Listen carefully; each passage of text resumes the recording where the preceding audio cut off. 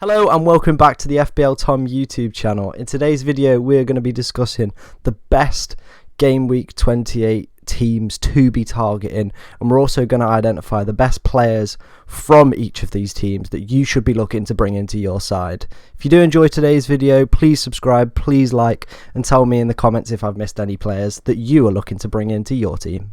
Starting off with my favourite team to target this week, and that is Southampton. Now, Southampton are on an absolutely stupendous run of form. They haven't lost a game since game week 17.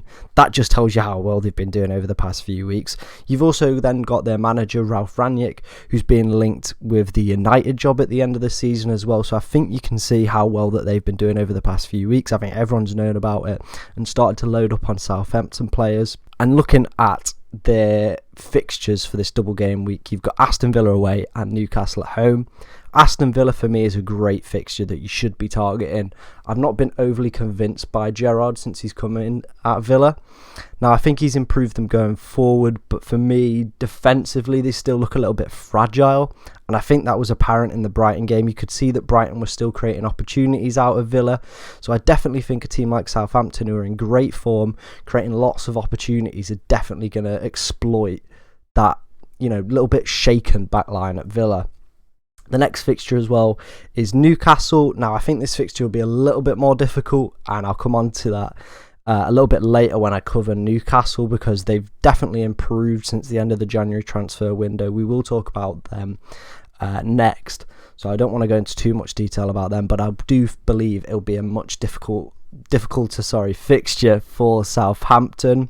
As you can see, over the past 5 game weeks as well, they've scored 9 goals, kept 2 clean sheets, and the stat that really stood out for me was shots on target per 90. They're averaging 7.40, suggesting that they're creating a lot of opportunities, getting into position where they're having shots on target, and that's what we like to see from teams, especially when we're looking at their attacking players. I think as well you could go for a defensive player, but the player that I have chosen as my main target is, of course, it was only going to be one man. It's Scottish forward Che Adams. Now, Che Adams has been the main man for Southampton over the past few game weeks, as you can see, scoring 3 goals, 1 assist. So he's been in a bit of hot form, and Che Adams to me seems like one of these players who, when he gets in the groove, when he gets the ball rolling, he just knows where the net is. He seems like one of them players. He goes off, he goes on.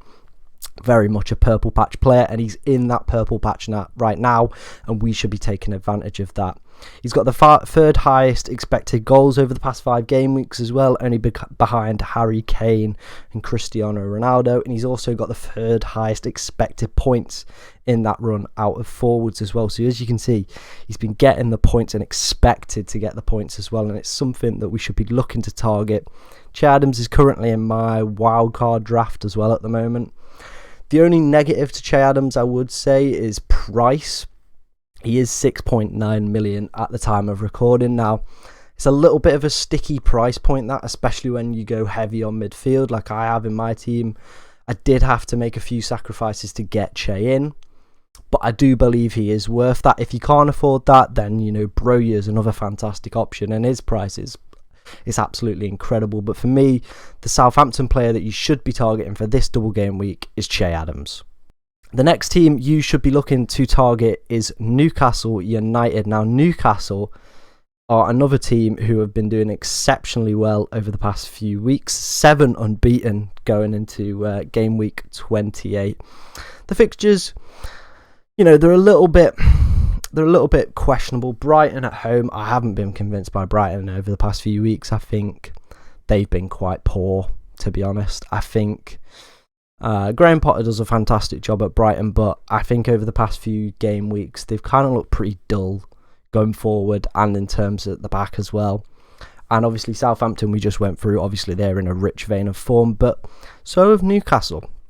And the interesting thing for me that I found when doing my research on Newcastle was they are the 3rd best for expected goals conceded over the past 5 game weeks. They're only behind Chelsea and Arsenal. Chelsea only played 2 games in that run, and Arsenal played 4. Newcastle played 1 more game than them, so it's a great stat to identify. Obviously, they've tightened up at the back.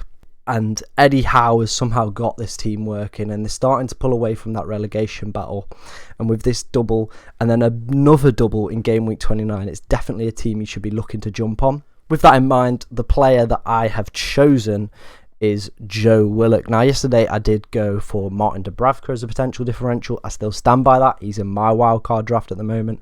2 doubles, great XG goal conceded, so he should be a player, or Fabian Schär. But for this video, we've gone for Joe Willock. Now, Joe Willock, a very similar player to Che Adams in terms of they're very much form players, purple patch players. When they get on this run, they just can't stop, and he did that last season where he went on that incredible run where people were, questioning if he could break Jamie Vardy's record for games and goals in it's consecutive games and consecutive goals or something like that. I think he did 8 in the end, if I remember rightly from my research. But at the moment, he's on 2, and he seems like a player who's very much a confidence player. Once he gets in the mojo, he will score the goals.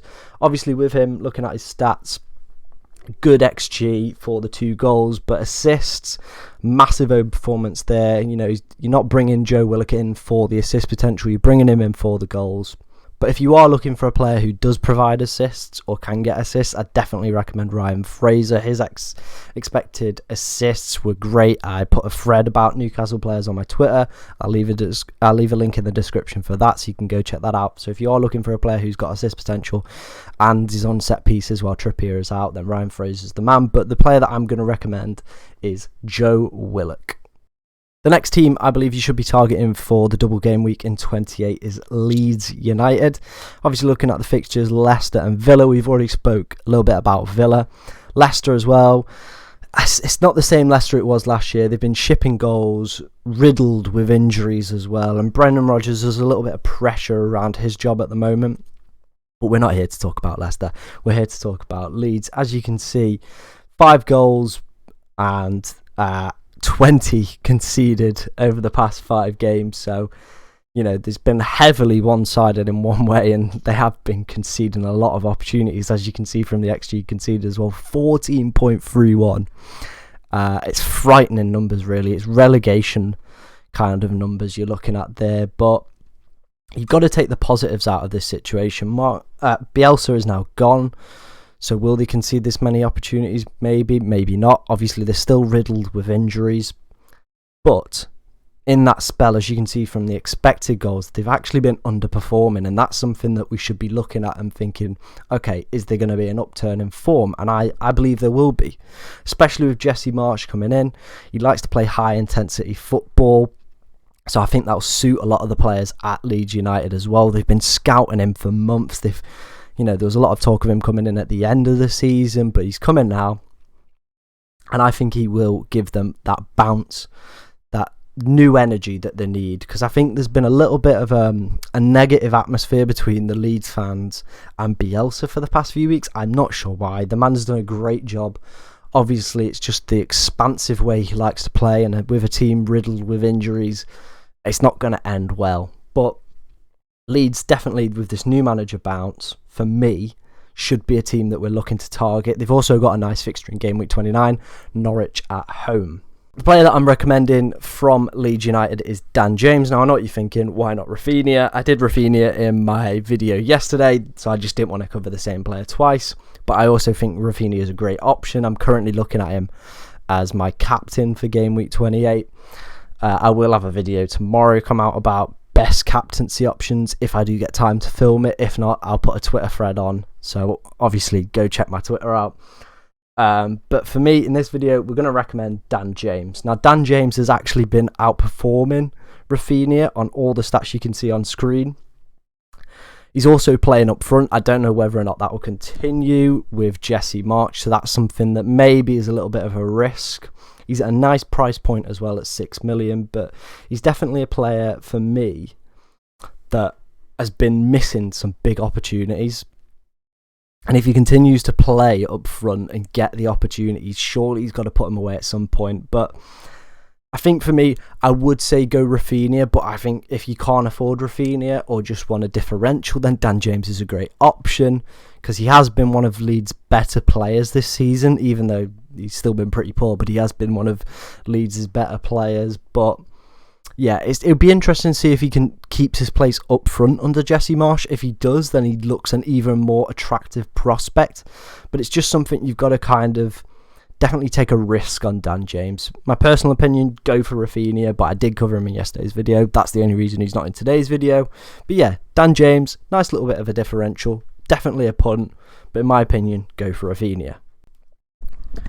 The next team you should be looking to target is Wolves. As you can see from the fixtures, Palace and Watford at home. Wow, what a double that is. What a great double. Palace have actually been in really good form. I've enjoyed watching Palace as well. I think they've got that spark back as well. Zaha has looked very good, and so has Michael Olise. So that's something maybe to worry about a little bit. Watford's, big Roy's doing the old revival. That was pretty bad, I'm not going to lie. But yeah, Roy's doing the revival at Watford. So maybe, but you'd expect Wolves to at least keep one clean sheet in this double. However, something that is a little bit concerning for me is the XG conceded and the clean sheets over the past 5 game weeks. Only one clean sheet. Obviously, a few weeks ago, people were talking about, and still talking about it, Wolves being this great side. They keep clean sheets. They're fantastic defensively. Over the past 5 game weeks, that's not really shown through in terms of the underlying data. So for me, is it a little bit of a myth? Yes. Or is it just the fact that they've been kind of giving away these bigger opportunities? Should we keep Wolves defenders in our team? Yes, I think we should. This is a fantastic double. Really nice game week in 29 as well. And I think it's just the way Wolves play. They play with this kind of low block system that kind of restricts opportunities and makes games pretty dull. So I wouldn't be recommending an attacker. The player that I am going to recommend, though, is Jose Sarr. Now, Sarr he's actually been really good this season for Wolves. I was actually really surprised that they sold Rui Patricio. Kind of rated him. And then Jose Sarr's come in and has probably been up there with one of the transfers of the season, you'd have to argue. He's the second scoring goalkeeper for bonus points as well. So if you're looking to add a few extra points, I think he'll do quite well with saves as well, with the way that Wolves play, obviously, inviting the kind of long shots that they do with their system. He's going to pick up save points as well.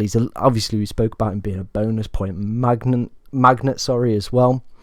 And I think he's a nice player if you are looking for a goalkeeper with a double in 28 as well. His price point is getting a little bit out of hand though for me. 5.3, he might have gone up overnight as well to 5.4 million.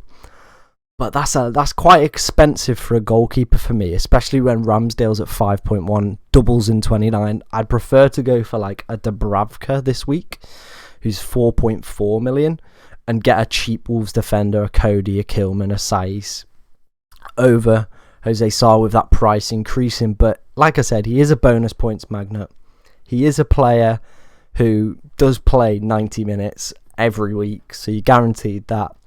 And I definitely think he'll keep at least one clean sheet in this double game week 28.